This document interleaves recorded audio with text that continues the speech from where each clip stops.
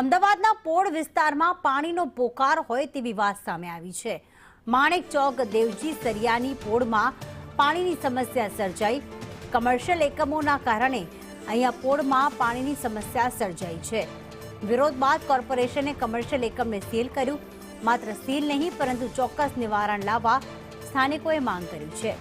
સોના ચાંદી ગાળવાની ભઠ્ઠી ચાલતી હોવાથી અહીંયા સમસ્યા ઊભી થઈ।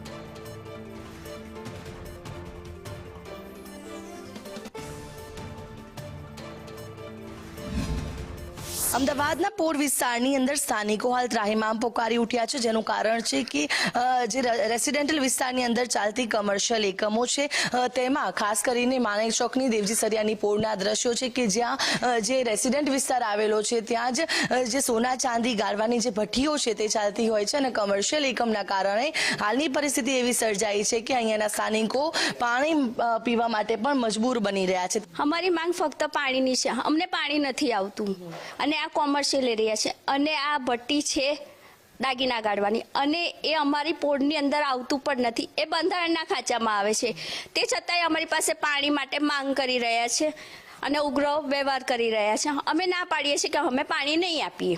અમને જ પાણી નથી આવતું તો તમને પાણી અમે કેવી રીતે આપીએ? પાણી અમારે બહુ ધીમું આવે છે। અમે ઠેક નીચેથી પાણી ભરીએ છીએ।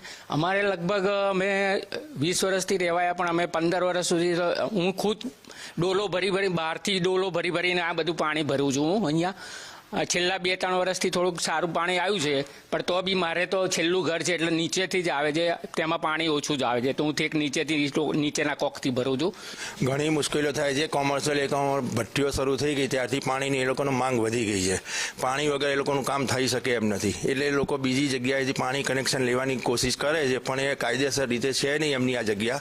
એમની જગ્યા બંધારણ ખાંચામાં આવે છે, પણ ગેરકાયદેસર રીતે અહીંયા લેવા પૈસા ભરીને પાણી લેવા માગે છે। એના માટે થઈને અહીંયા અમે એનો વિરોધ કરવા બેઠા છે। શું માંગ શું છે?